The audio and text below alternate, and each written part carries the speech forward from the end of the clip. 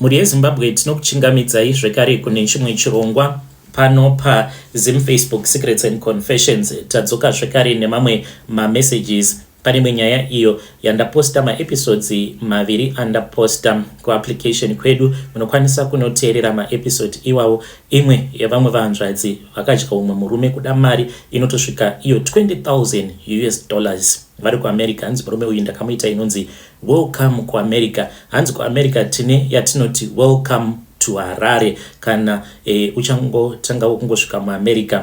Hanzi tinokudya ende tinokupepeta.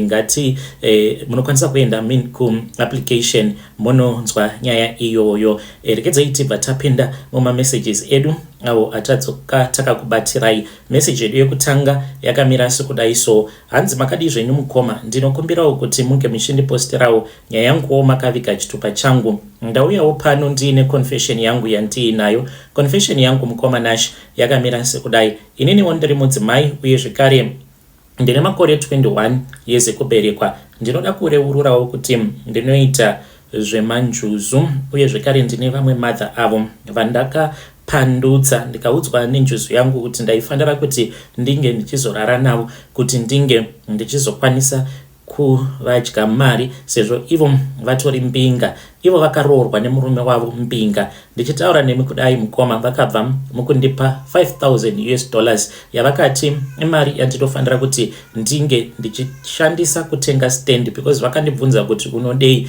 ndikabva ndati ndikuda kutenga stand. Saka chavasingazivi ndechekuti njuzu iri pandiri ndeyechirume, saka inoda vamwe vanhukadzi. Ndokusaka ndichizofambidzana nevamwe vakadzi. Pandinenge ndichitorara nemukadzi iyeye, njuzu yangu ndo inenge ichitorara nemukadzi. Saka zvakaitika kuti ndinge ndichizojoina zvemanjuzu. Mukoma ndakakurirawo muchitungwiza, ndokubva ndachizotanga kugara nababa vangu. Baba vangu ivo vainge vava kugara namainini muBorodom mushure mekunge varambana namama vangu. Saka mama vanongogara pamba pemaparents avo kuchitungwiza. Saka ndokwatakakura tichigara, asi ndakazoti ndava form 3 dedi vangu vakabva vachizoti kwandiri vari kuda kuti ndinge ndichizogara navo nekuti vainge vachida kuti ndinge ndichizoenda kuboarding school. Saka ndaipota ndichienda kuchitungwiza ndichinoona mama vangu nemaparents amama. Saka panext door pakabva pachizoitwa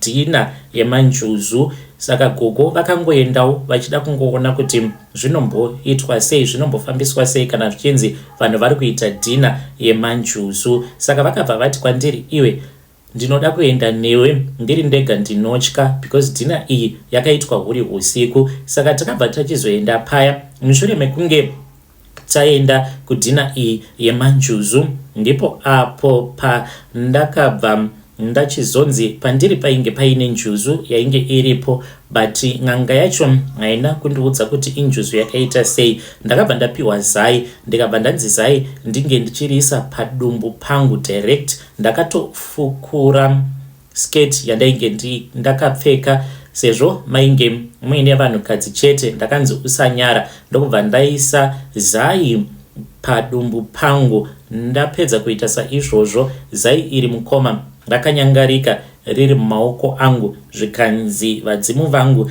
nenjuzu dziri pandiri dzainge dzagamuchira chipo. Ndokubva ndachizongotanga kungorota hope, ndairota goridhe, ndairota ndichishambira nehove, ndairota ndiri kumvura ndichitamba nevasikana vekumvura. Saka ndainge ndava kungogara ndichienda kumadhina nguva dzose, asi gogo vangu vakabva vati handiri kana kuzvinzwa zvekuti wazoenda kumadhina because zvinhu zvaitwa apa zvatondityisa kuti zai ringangonzi ranyangarika, asi imagic vanhu ava vanonyepa. Saka in secret ndainge ndava kupota ndichitoenda kuchitungwiza. Ndaisamboudza baba vangu kana mainini kuti ndiri kuenda kupi. Ndobva ndaenda, ndobva ndachizopiwa mimwe mishonga, zvuma zvimwe zvainzi zvinenge zvabva kumvura. Ndine chimwe chuma icho chandiinacho. Chuma ichi ndechegold. Chuma ichi kana huri usiku chinozvimoneredza pamakumbo angu. Ndiyo njuzu yacho iyoyo inouya kwandiri yakaita senyoka, yobva yazvimoneredza pamakumbo angu kana ichida kurara neni ndinenge ndichitorara nemurume uyo akanaka kwazvo, ane vhudzi rinoyerera kusvika kutsoka dzake, murungu anogara akapfeka zvewhite chete and ane maziso akanaka eblue ekuti kana akaramba akakutarisa unobva wanzwa kutomuda. Saka ndakabva ndachizoenda kuDoek and Slay iyo yakaitwa mwedzi wadarika uyo. Ndakaendako kuSlay and Doek ikoko ndokubva ndachizosangana nemukadzi uyo wandaigara ndichirota. Ndikangoti mukadzi uyu ndakatanga kumurota kubva last year, ndichitoratidzwa kutoti mukadzi uyu ndiye achaita kuti unge uchizokwanisa kutenga imba muno muHarare nekutengera vabereki vako zvekare imba, baba vako namai vako, zvichireva izvo kuti handisati ndatopedza naye mukadzi uyu. Kana azonditengera izvo zvandakaratidzwa mumavision, then ndobva ndachizosiyana naye. Ndaenda kuDoek and Slay, ndainge ndakati inini nevamwe gogo vanoita futi zvemanjuzu, ndokubva taenda kuya tainge tichinakidzwa tichinwa nekufara. Pandakatanga kunzwa hana yangu ichirova, ndikabva ndaziva kuti mukadzi wandiri kutsvaka ainge ari padhuze neni. Ndainge ndava kuita kubvunda, ndaitadza kana kusimudza glass rainge riine wine. Saka ndakangosimuka mushure mekunge ndaona champupuri, tose tainge takagarapo ipapo semanjuzu, takabva tatoti pane njuzu yasvika, but ndaitofila kutoti injuzu yangu yainge yasvika. Saka ndakabva ndangosimuka, yainge yapinda mandiri panguva yacho iyoyo. Kana njuzu yacho yatopinda mandiri, ndinenge ndatova murume pane vamwe varume, zvekuti kunyangwe zvikanzi tava kutorovana, ndinokwanisa kutorwa nemurume ini ndikatomukuvadza because ndinenge ndisisiri inini ndinenge ndatova murume. Ndakabva ndachizoenda kunotenga zvandainge ndichida kutenga, ndichingonzwa kuti there is something that I want but ndisingazivi kuti chi. Ndopandakabva ndachizosangana naye mukadzi uyu. Iye paakangonditarisa akabva angotanga kutarisa pasi achinyara. Ndakaenda paari straight ndokubva ndamuhaga.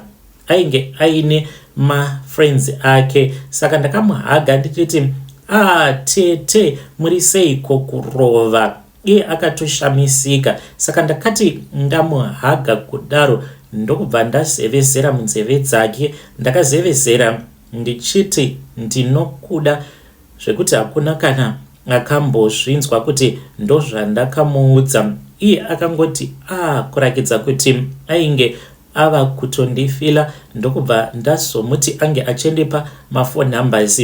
Usiku hwacho ihwoko after Doek and Slay akanditi une motikari here? Ndikati no, handina motikari. Akati saka uchaenda kumba nei? Ndikati nemakombi. Akanditi undimirire. Ndokubva ndachizoenda naye kumotikari kwake. Takaperekedza shamwari dzake dzose. Ndokubva achizondiudza kuti murume wake ainge asipo, ainge akaenda kugweru nebasa, ainge achida kuti tinge tichienda kunorara kumba kwake.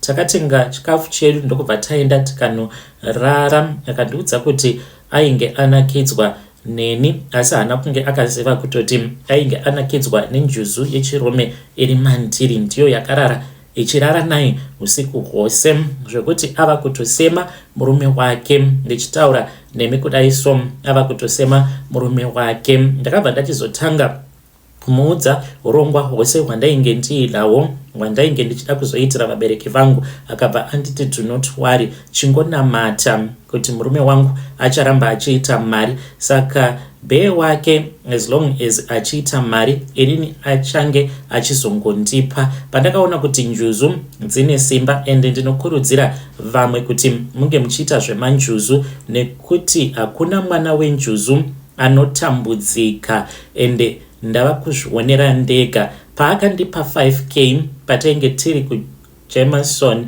ndopandakaona kuti njuzu dzakapenga. Akauya ne5k akandiudza kuti ainge abira murume wake mari iyoyo, ndokubva andipa yandakashandisa kutenga stand mukoma. Saka apa ndava kutorwa nekuvaka. I'm still young, mufunge. Vedare ndo message yandakatumidzirwa ichibva kuna vanzvadzi vedu. Hanzi ndava kutorwa nekutovaka apa I'm only 21. Just imagine, hanzi kana ndava ne 30 years. Ko varume vose vandichazotanga kudanana navo ndichaita billionaire mbinga kambinga kechidiki. Zvakangoma hazvo veduwe. Rekedzai patenda panyedu inotevera. Nyedu inotevera yakamira sekudai so. Hanzi makadi zvenyu mukoma, ndinokumbirawo kuti munge muchindiposterawo nyaya yangu makavigawo chitupa changu. Ininiwo ndauya pano ndiine confession yangu iyo yandiinayo. Ndinoda kureurura mukomana wanje kuti ndakaenda kun'anga ndiine 500 rands iyo yandainge ndapiwa neumwe murume uyo mwatainge tichishanda naye. Saka nemurume uyu tainge takambonetsana 2 years back, but ainge atokanganwa nezvazvo. Ndakabva ndachizoenda kwaari ndikabva ndati sawira wangu ndine dambudziko randiwira, ndikubatanidza mari, ndikuda kuti ndige ndichitumidzira mari kumusha. Akabva achizondipa 500, but ndainge ndichitoda kutomugadzira, asi handina kunge ndakaziva kutoti kutomugadzira kwandainge ndichiita neniwo ndainge ndichazotoguma ndazotoromba. Saka ndataura naye kudaro ndikabva ndati sawira, ini ndiri kuda kuti unge uchindikweretesa mari ndozokupa. Saka 500 iyoyo mukomanashi ndakaitora, hungu mari ndakatumidzira kumba. Asi ipapo pandakatoenda naye paakandiperekedza nemotikari yake ndichinobhadhara order mutown, ndainge ndatochinja mari 500 yake ndainge ndatoisa muwallet, ndokubva ndatora yangu mari yainge yagara yakakwana. Tikabva taenda tikanobhadhara order mupick and pay, ndokubva tadzokera zvedu kubasa. Izvi takazviita pari palunch. Saka hana kana kumbogara anyumwa kana kumboziva kusvika pari nhasi haatozvizivi kuti dambudziko rake rakatangira papi. 500 iyi ndakazoenda nayo kun'anga. Ndaenda nayo kun'anga ndikabva ndati ndine umwe muchinda uyo wandinoshanda naye, takambonetsana kumashure uko, but sezvamunoziva sekuru vangu yemadhodha haipeli. Saka ini ndikuda kuti muchinda uyu ange achimborohwa nenhamo 2 bed. Vakandibvunza kuti ko mari yandakakuudza kuti unge uchiuya nayo unayo here? Vakabva vachizogamuchira mari iya. Saka vakati 500 iyi zvinoreva kuti 500 muspirit world 500 inenge iri 5 million. Ameno kana vedare renyu vakazvinzwisisa, murume uyu kuzonosvika 5 million yadarika nemumaoko ake, ndipo panozo expire miko idzi. As long as asati akwanisa kubata mari inenge ichidarika nemumaoko ake yaanenge ashandira kuzosvika yasvika 5 billion, ndiko kuti murume uyu ange achizosunungurwa. Pari zvino iye ari kutambudzika zvisingaite. Saka murume uyu ndakangomusiyawo achishanda apo tainge tichishanda. Mari yaanowana kikiki pamwedzi ndakanzwa zvichinzi vakawedzerwa nema 10 rand pamwedzi. Saka iko zvinozvi vava kuwana ma 4,700 chakadaro. Saka just think naye mukomanashi kuti munhu anowana 4,700 kuzosvika yava 5 million, ameno kuti zvichamutorera makore mangani, unless maybe kana Mwari vakazoita kuti ange achihwina loto, but handioni loto haiwiniki zvekudaro. Saka apo pandakamushandisira mishonga ainge ava kupota achirwara, midzimu yake yainge ichida kuti ange achifamba. Kana afamba obva achizoudzwa kuti kune munhu ane mari yake uyo waakakweretesa mari. Saka ndakadzokera kuna sekuru vaya ndichida kungobvunzira kuti kasi mari yandainge ndiinayo yatainge takagadzira ndiyo yainge ichikonzeresa here, plus nema good luck awo andainge ndava kusangana nawo. Saka sekuru ava vakabva vachizoti kwandiri, hongu ma good luck andainge ndichisangana nawo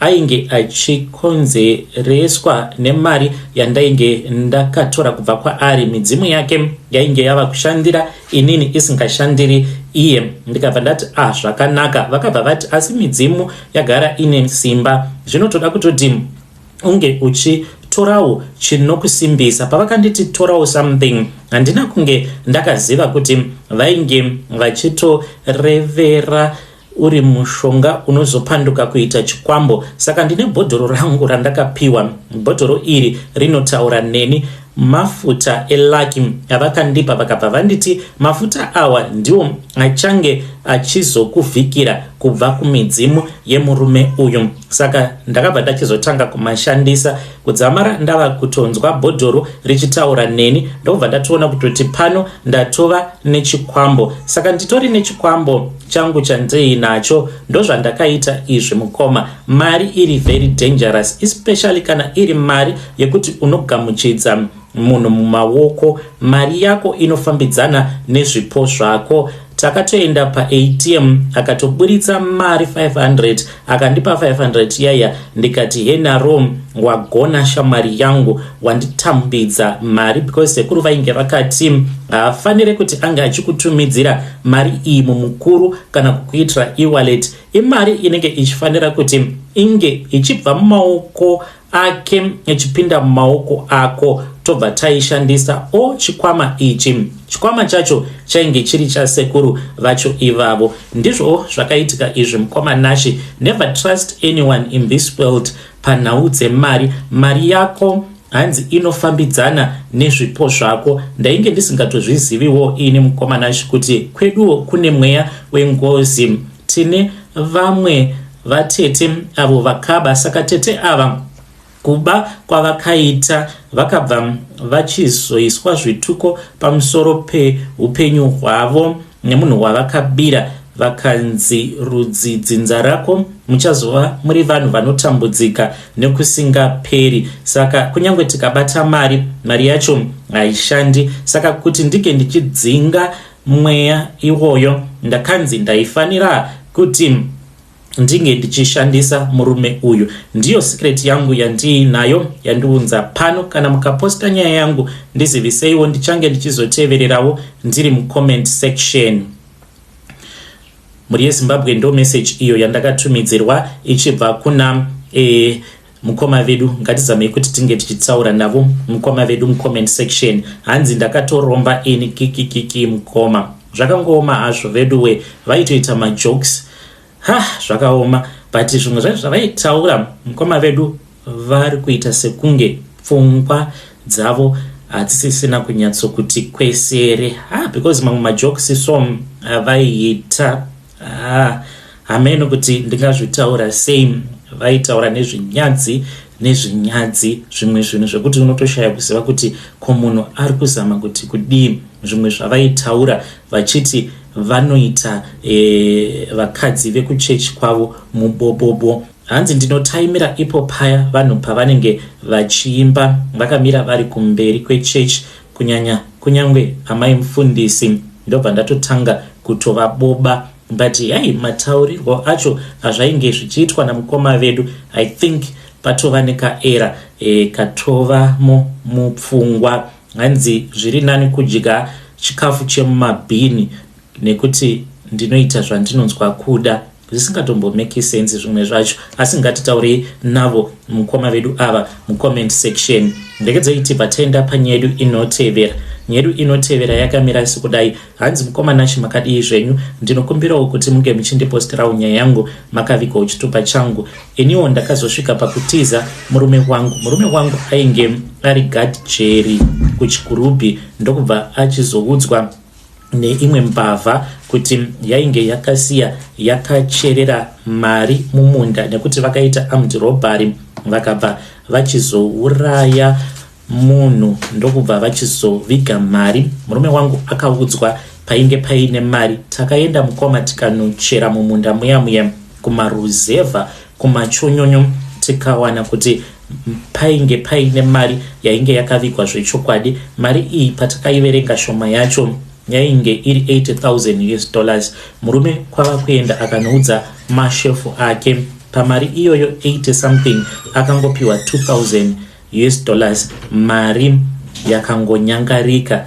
Ndakamusiya pari zvino ndava kuisland. Ndakaona kuti munhu uyu idununu rekupedzisira. Vedare ndo message yandakatumidzirwa ichibva kuna vahanzvadzi vedu. Zvakangooma hazvo vedu we. Hanzi akaendesa mari kumashef more than $80,000. Hanzi ini ndikamuramba ndikati iri ndo dununu rekupedzisira. $80,000 akapiwa $2,000. Mari ikangonyangarika.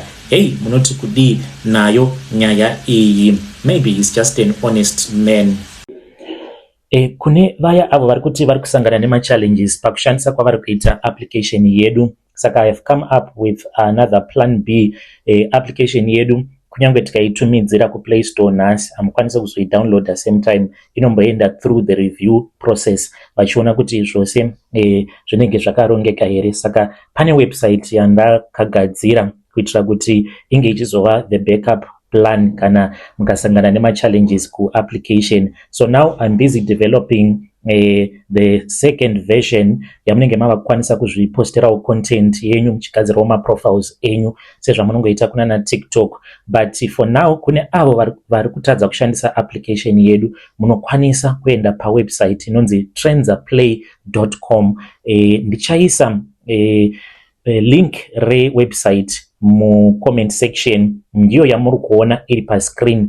Munhu wese ane iPhone, whether kubasa unoshandisa computer, unokwanisa kungoti transaplay.com, utori pabasa wototanga kutoteerera ma-confessions awo andakaisa. I'll keep on developing. Do not give up on me. Just keep on using the application kusvika yava perfect. Chandinodira us as